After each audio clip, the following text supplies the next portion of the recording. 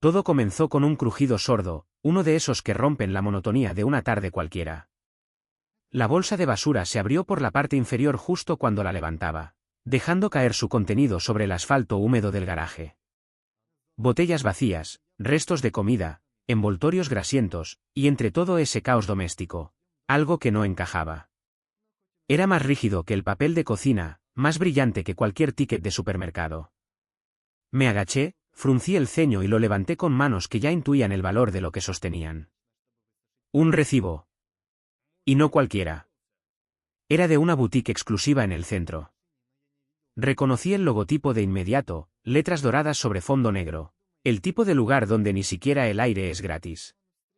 Lo primero que me golpeó fue la cifra, 2.800 euros. Luego la lista de artículos, como una bofetada elegante y perfumada, joyas, un frasco de perfume francés y lencería de encaje, la clase de cosas que solo se compran cuando se planea impresionar o seducir. Miré la fecha, martes. El mismo martes que Carolina dijo que tenía turno con la fisioterapeuta por ese dolor en la espalda.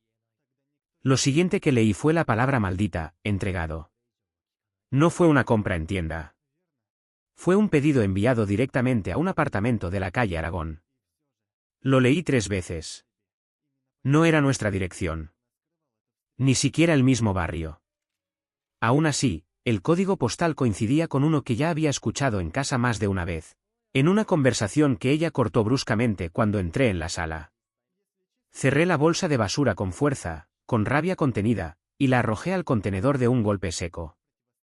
En el camino de regreso a casa, mis pasos sonaban huecos, como si no pertenecieran al suelo que pisaban. La mente iba por delante del cuerpo, tirando hipótesis al aire como dardos que siempre daban en el mismo blanco. No fue sorpresa. No. Fue una confirmación. Una que venía latiendo en silencio desde hacía meses. Empezó como una sensación leve. Miradas que evitaban la mía. Excusas repetidas con la precisión de quien las ha ensayado frente al espejo. Salidas cada vez más frecuentes con amigas de las que nunca escuchaban nombres concretos. La piel de su espalda cuando dormía de lado, distante. Fría. Extraña. Como si en la cama ya no cupiéramos dos. Intenté no pensar. Guardé el recibo en el bolsillo interior de mi chaqueta como si fuera una prueba de crimen, una que todavía no quería mostrarle al mundo. Me senté en la sala, con la televisión encendida pero sin volumen, viendo las imágenes pasar sin comprender ninguna. Ella llegó 1 hora más tarde, la misma sonrisa de siempre, el mismo beso superficial en la mejilla. Olía distinto. Dulce, caro. Ese perfume no lo había comprado conmigo. Ni para mí. No dije nada. Fingí estar distraído. Pero el corazón me martillaba el pecho.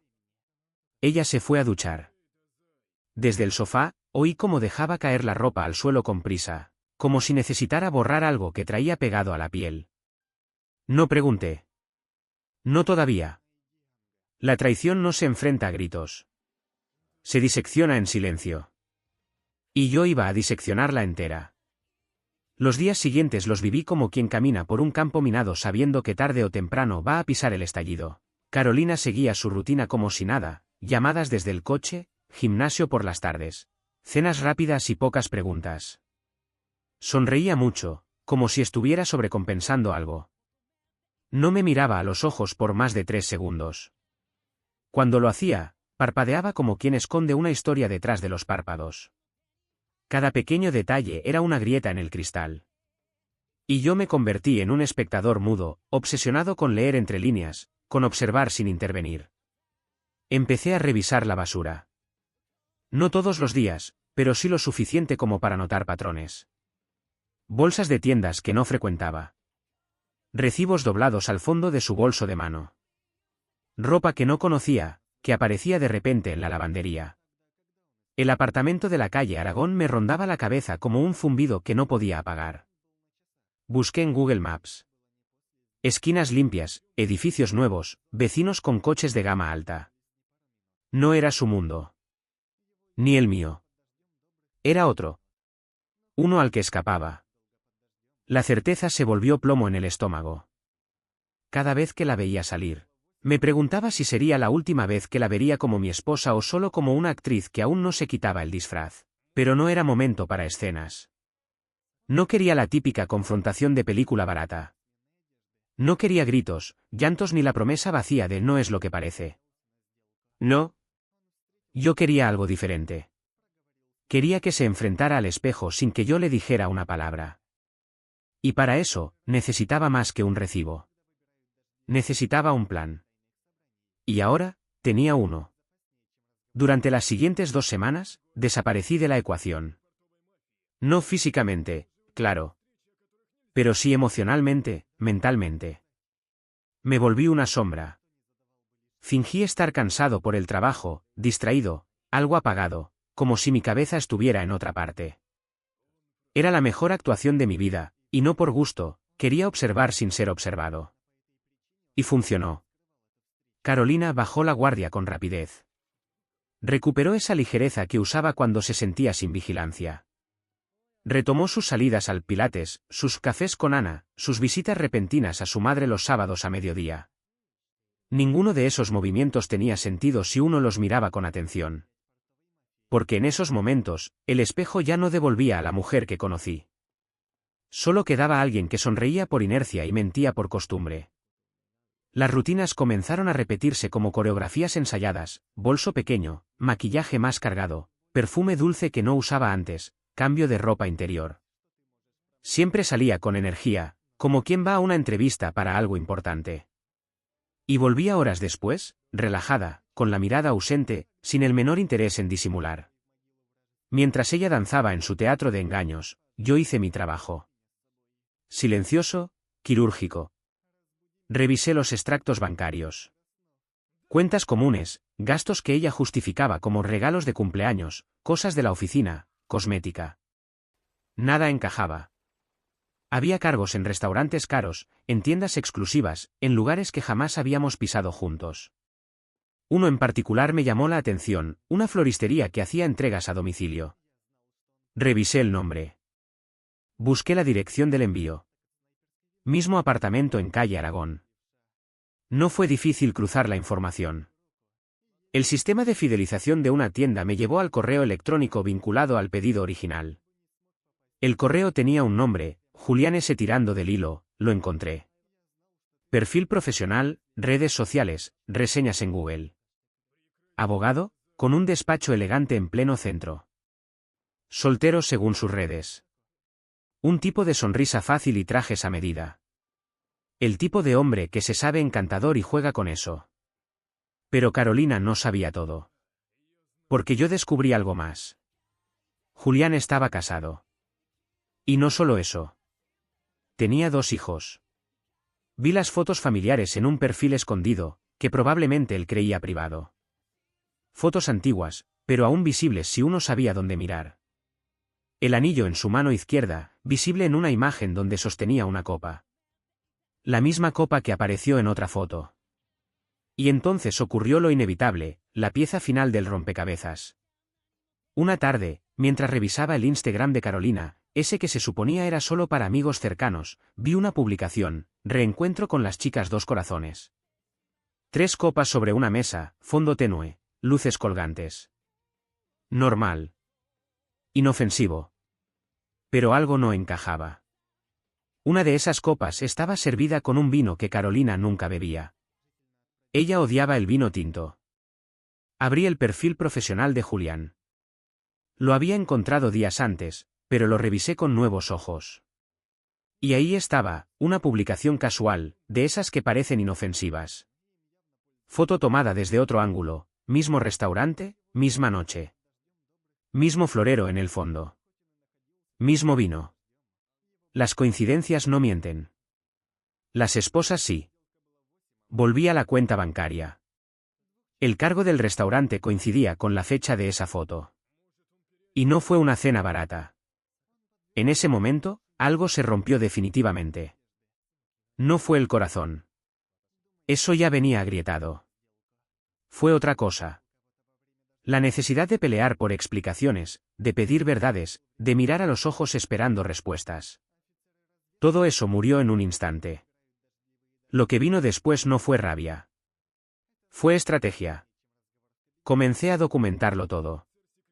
Fechas, horarios, recibos, capturas de pantalla.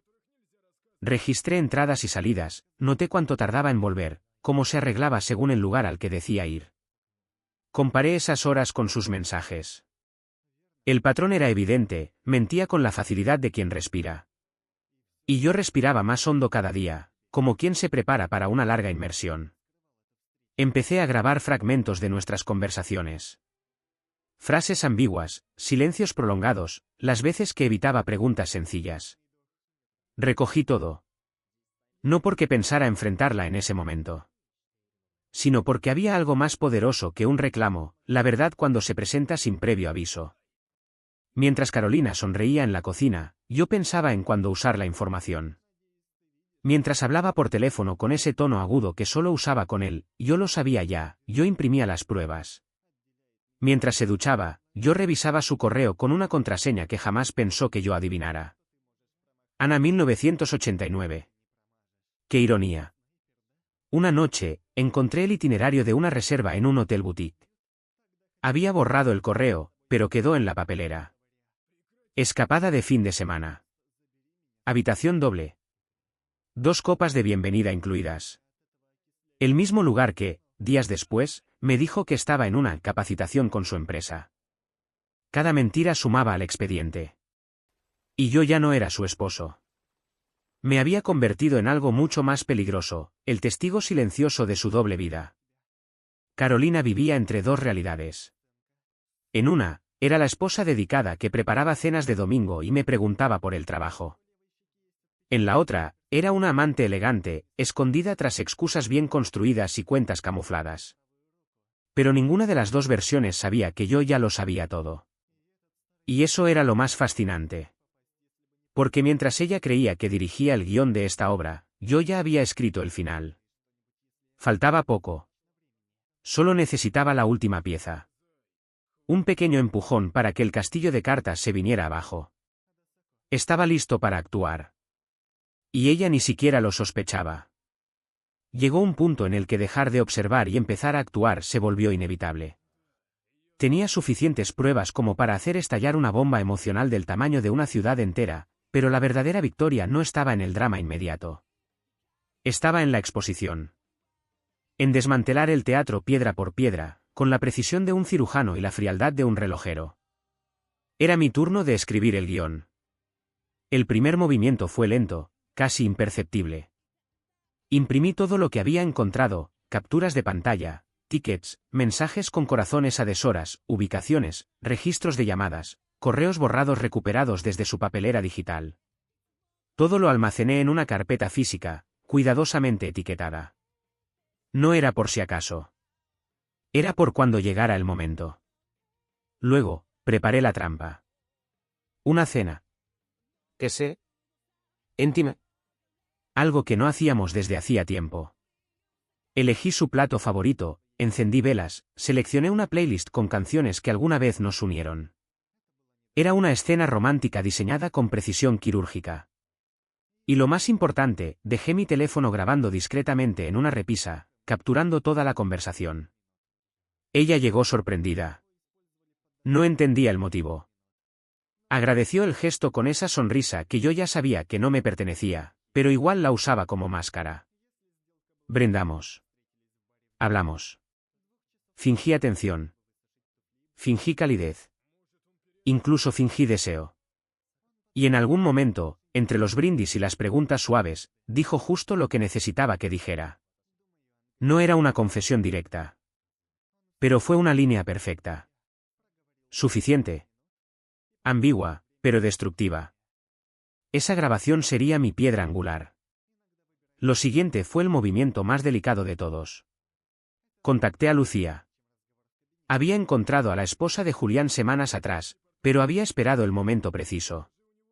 Sabía que esto podía volverse un campo minado, pero si jugaba bien mis cartas, no solo me ayudaría, se convertiría en parte esencial del contraataque. La busqué a través de una red social con un perfil falso. Ella tardó en contestar. Cuando por fin lo hizo, accedió a verme bajo la condición de privacidad total. Nos encontramos en un café pequeño, apartado, donde nadie pudiera escucharnos. Llegó con el rostro pálido, las manos tensas, una bolsa de papel colgando del brazo. Se notaba que presentía algo, pero no imaginaba cuánto. Le mostré las pruebas. Una por una. Sin pausas. Sin suavizar. No hubo gritos. No hubo escenas. Solo lágrimas silenciosas, rabia contenida y finalmente, una quietud gélida. La de quien ha perdido la inocencia en cuestión de segundos. Me preguntó por los detalles. Le expliqué todo. Cómo lo descubrí. Cómo lo documenté. Cómo la mentira de su esposo y mi esposa se había convertido en una danza clandestina que nos pisoteaba a ambos. Lucía entendió rápido. No necesitó que le dibujara el mapa. Lo siguiente que ocurrió entre nosotros no fue alianza. Fue una sincronía natural. Ella tenía el motivo, yo tenía la munición. Julián, ese tipo elegante y bien peinado, no sabía que sus dos mundos acababan de colisionar con la fuerza de un meteorito. Y entonces, fijé la fecha del golpe. El día 15. A partir de ese momento, todo fue ejecución. Precisión. Revisé por última vez cada documento, cada archivo, cada clip de audio. Organicé los papeles en carpetas. Una para el abogado. Otra para recursos humanos de la empresa de Carolina, donde descubrí que había presentado gastos personales como reuniones externas. Una tercera, la más letal, para la familia de Lucía. Porque Julián no solo le mentía a su esposa. Mentía a todos. Mientras tanto, Carolina seguía actuando. Ignorante. Confiada. Seguía usando sus excusas recicladas, sus salidas inofensivas. Nunca notó que yo ya no estaba emocionalmente en la habitación. Que la cena que le había cocinado no era por amor, sino por recopilación. Que la forma en que la escuchaba hablar no era para compartir, sino para estudiar. Yo era un espía en mi propia casa. El día previo al 15, organicé todo. Reservé un restaurante donde sabía que ambos, Carolina y Julián, habían estado juntos más de una vez. El mismo en el que aparecían en esas fotos que pensaban que nadie cruzaría. Reservé una mesa para 4. No avisé quién vendría. Solo envié invitaciones físicas en sobres cerrados. Para Carolina, la presenté como una noche especial. Para Lucía, como el momento de la verdad. Y para el abogado, como una cena informal, en la que debía asistir para recoger ciertos documentos confidenciales. Ni más ni menos. El reloj comenzó a correr. Todo estaba listo. Nada podía detenerlo. La noche previa fue extrañamente tranquila. Carolina se acostó temprano. Ni siquiera notó mi mirada desde la puerta del dormitorio, ni la forma en que la observé dormir por última vez como la mujer que creía tener el control. Ella soñaba. Yo ya no. Al amanecer del día 15, me levanté antes que ella. Imprimí las últimas piezas del rompecabezas. Las guardé en sobres numerados, cuidadosamente sellados. Preparé la caja final, una caja negra de regalo, forrada con cinta roja, dentro de la cual metí los objetos clave que ella misma había comprado con nuestra cuenta compartida. Joyas, perfume, la lencería que no conocía. Todo iba a explotar esa noche. Y ella ni siquiera lo sospechaba. El día comenzó con un acto sencillo, casi elegante en su ejecución. Dejé una caja negra sobre la cama matrimonial, justo al centro, como si fuera un altar. Una cinta roja, anudada con precisión quirúrgica, coronaba el envoltorio. No necesitaba notas adhesivas ni florituras. Dentro, estaban los símbolos exactos de su traición, las joyas que no me regaló, el perfume que nunca olí sobre su piel cuando estaba conmigo, y la lencería que jamás usó en nuestra cama. Artículos caros, escogidos con cuidado, que yo mismo había pagado, para otro hombre. Junto a ellos, descansaba una carta. Breve. ¿Contundente? Un último obsequio para su ego. Una despedida sin emociones, sin rencores. Solo hechos. Salí temprano esa mañana sin decir palabra, dejando el sobre visible, a la espera de que su contenido rompiera esa burbuja donde aún creía tener el control de todo. Ese momento, ese impacto inicial, no lo presencié. Pero lo imaginé con una precisión casi poética, su rostro congelado. La confusión reptando lentamente por su expresión, el pánico cuando leyera la carta. La certeza aplastante de que el telón estaba a punto de caer. Pero lo mejor vendría por la noche. Había organizado una cena en un restaurante discreto, apartado, con una iluminación íntima y suficiente privacidad. Carolina creía que era una velada a solas, un intento mío de reconectar, como ella solía llamar a esas ocasiones en las que pretendía borrar semanas de indiferencia con una sonrisa bien ensayada. Se vistió para impresionar. Lo supe por cómo eligió su vestido, por el tiempo que tardó en arreglarse, por ese aroma embriagador que antes significaba algo, y que ahora era el perfume de la mentira. Lo que no sabía era que la mesa para dos tenía más sillas. A mi derecha, Lucía. Silenciosa, digna, con los ojos apagados pero encendidos por dentro. A mi izquierda, el jefe de Carolina, invitado bajo una excusa formal, una entrega de documentación importante. Frente a mí, dos vecinos, una pareja mayor que había presenciado, desde sus ventanas, más de una escena ambigua en la calle Aragón. Habían aceptado mi invitación sin hacer demasiadas preguntas.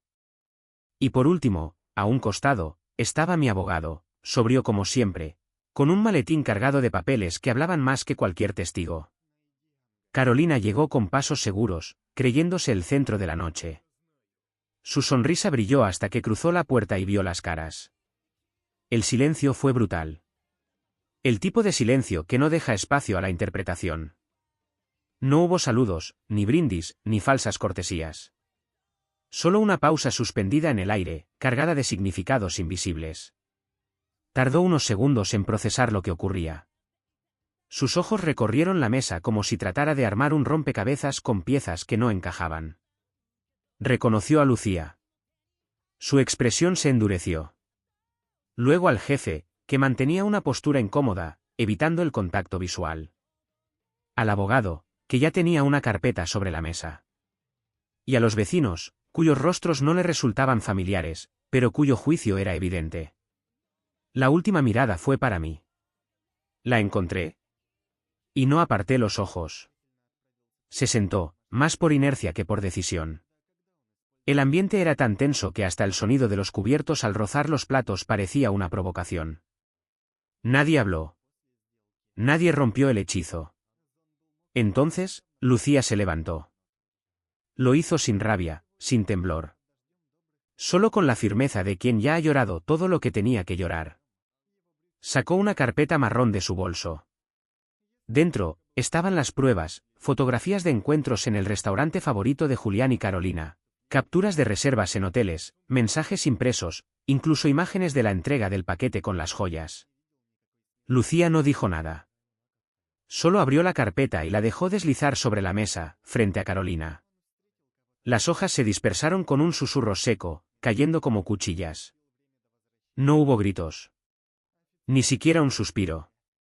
Carolina no lloró. No rompió en explicaciones impulsivas ni montó una escena melodramática. Su reacción fue más cruel, trató de recomponerse. De sostener la máscara. Como si aún pudiera revertir el daño con una buena actuación. Pero ya nadie estaba dispuesto a ver su obra. El jefe hojeó los documentos con el rostro desencajado. Los cargos que Carolina había presentado como gastos operativos coincidían con las fechas y productos que aparecían en las facturas de las tiendas de lujo. La implicación profesional era evidente. A su lado, el abogado asentía en silencio, listo para dar curso a las acciones legales necesarias. Los vecinos, que hasta entonces habían permanecido como simples testigos, corroboraron con detalle la llegada de Carolina a aquel apartamento varias veces a la semana. Una mujer elegante. Siempre sola. Siempre en horarios de oficina. Nunca con su esposo. Lo más impresionante de toda la escena fue su intento de no derrumbarse. Agarró su copa con una mano temblorosa, como si aferrarse al cristal pudiera sostener su versión de la realidad. Pero ni el vino podía disolver la verdad. No hubo necesidad de que nadie la condenara. Su expresión lo hacía por todos. El veredicto estaba en la atmósfera. No era una cena. Era una ejecución simbólica. Cuando el camarero se acercó a preguntar si deseábamos ordenar, nadie respondió. Era evidente que nadie tenía hambre. Solo sed de justicia. Carolina abandonó la mesa minutos después. Lo hizo en silencio, con pasos menos seguros, sin mirar a nadie. El vestido que antes le daba poder ahora parecía un disfraz ridículo. La silueta de su espalda alejándose fue lo último que muchos de nosotros vimos de ella. Y aunque su presencia se desvaneció en la oscuridad del pasillo del restaurante, las consecuencias de esa noche apenas comenzaban. Porque esa cena no fue el final. Fue el inicio del colapso. Carolina creyó que el divorcio sería el final. Una tormenta breve, una sacudida emocional, algo de orgullo herido y luego volver a la calma. Como quien cambia de casa y sigue su vida. Imaginó que firmar unos papeles bastaría para silenciar la verdad. Que después de la cena y del escándalo, yo me limitaría a marcharme con el corazón roto y la boca cerrada. No comprendía que lo suyo ya no era solo una traición personal. Era un crimen perfectamente documentado. La noche después de la confrontación, mi abogado presentó la primera denuncia formal, fraude económico. Carolina había usado fondos de nuestra cuenta conjunta, sin consentimiento, para pagar regalos, cenas, reservas y transporte que nada tenían que ver con nuestra vida familiar. Incluso había disfrazado algunos gastos como laborales, cargándolos a una tarjeta que pertenecía a su empresa. El caso era sólido. Los extractos no mentían. Las fechas coincidían con sus escapadas románticas. Su firma estaba por todas partes. El efecto fue inmediato. Su parte de la casa, aquella que legalmente le correspondía por el matrimonio, pasó a mi nombre por completo. El juez determinó que, al haber usado nuestros recursos de forma fraudulenta y unilateral, no podía reclamar beneficios sobre un bien que había malversado. La casa, ese lugar que compartimos, que ella profanó con cada mentira, ahora era mía. Por derecho. Por justicia. Pero eso fue solo el principio. Lucía y yo habíamos seguido en contacto después de la cena. No con frecuencia, pero con la calma de quienes entienden el silencio compartido. Ambos sabíamos que nuestras vidas se habían roto en paralelo, víctimas del mismo engaño cruzado. Durante nuestras charlas, surgió una verdad ineludible: teníamos un enemigo común. Dos, en realidad. Y mientras Carolina comenzaba a hundirse, Julián seguía pretendiendo que nada había pasado. Lucía tenía una batalla más grande por delante, la custodia de sus hijos. Y yo tenía lo que ella necesitaba para ganarla. Las grabaciones, los correos, los rastros digitales de los encuentros clandestinos, los gastos desproporcionados. Incluso conversaciones comprometedoras donde Julián dejaba claro que mentía a su esposa mientras jugaba al abogado ejemplar. Información letal. Hicimos un trato sin firmarlo. No hubo contratos ni promesas. Solo la certeza de que intercambiar verdades podía salvarnos a ambos. Ella testificó en mi juicio, revelando detalles clave sobre la red de mentiras entre Carolina y Julián. Y yo le entregué todo el material que reuní durante mi investigación. Con eso, su abogada construyó una demanda tan demoledora que Julián no pudo sostener su fachada ni un día más. Perdió la custodia completa de sus hijos. Pero no fue todo. El colegio de abogados lo suspendió temporalmente tras revisar las pruebas de conducta poco ética. Las consecuencias sociales fueron inmediatas. De ser un hombre respetado, pasó a convertirse en el blanco de sus propios colegas, en el chisme recurrente de los cafés donde antes era recibido como profesional estrella. Y en su entorno, nadie le dio la espalda a Lucía. Todos sabían que había sido traicionada. Pero sobre todo, sabían que ella había tenido la dignidad de resistir sin hundirse. Carolina, por su parte, vivió su propia caída. Su jefe, aquel que estuvo presente en la cena, no necesitó más pruebas. Tras revisar el uso indebido de fondos de la empresa, fue despedida de forma fulminante. Perdió el acceso a cuentas, al coche corporativo, a todo. Incluso su nombre empezó a desaparecer de los correos internos, como si nunca hubiera trabajado ahí. El tipo de borrado que duele más que una carta de despido. Los pocos amigos que le quedaban comenzaron a alejarse. Porque la gente tolera errores, incluso infidelidades. Pero el fraude, el escándalo público, la humillación, eso deja huella. La imagen que tanto cuidó durante años se vino abajo en semanas. Ni las redes sociales lograron sostener la ilusión. Cerró su cuenta. Desapareció. Y yo, lejos del ruido, reconstruí. Vendí la casa. No porque me doliera habitarla, sino porque no me interesaba vivir entre ruinas emocionales. El dinero de la venta me permitió comenzar de nuevo en el sur. Busqué un pueblo pequeño, con calles tranquilas y vecinos que no me conocieran por mi pasado. Abrí un local modesto, una tienda-taller donde arreglaba cosas con las manos, muebles, bicicletas, electrodomésticos, relojes viejos. Era irónico. Después de tanto tiempo reconstruyendo una vida destrozada, terminé arreglando objetos para ganarme la vida. La paz llegó despacio, sin alardes. Como un suspiro largo después de años de contención. Una noche, mientras cerraba el taller, encontré una carta en el buzón. No tenía remitente. El sobre era simple. Blanco. La letra, femenina. La abrí con cautela, como quien no sabe si está por leer una bomba o una disculpa. Dentro, solo había una hoja doblada. La reconocí antes de leerla entera. La letra de Carolina. Leí la primera línea, suficiente para entender de qué iba. No hacía falta más. Palabras llenas de remordimiento, de nostalgia, de ese tipo de tristeza que llega demasiado tarde. Hablaba de despertarse y buscarme a su lado. De recordar lo que había hecho. De lo que perdió. La doblé con cuidado. La quemé en una taza metálica en el patio trasero del local. Vi cómo se consumía letra por letra, como si el pasado se transformara en humo. No la odio. Ni siquiera la compadezco. No deseo que sufra. Pero tampoco deseo verla nunca más. Porque aprendí algo valioso, no todos los golpes vienen con puños. Algunos se sienten como agujeros en el alma. Y sobrevivirlos, levantarse después, es la mayor victoria que uno puede tener. Hoy, cuando alguien me pregunta por qué vivo solo, por qué no volví a intentar formar una pareja, por qué no busco rehacer mi vida, solo sonrío. Porque estuve con alguien que me enseñó exactamente todo lo que no quiero volver a vivir. Y sin saberlo, me regaló la mejor venganza de todas. La paz. La auténtica. La que no se compra con joyas ni perfume caro. La que se gana. Después de perderlo todo. Y sobrevivir.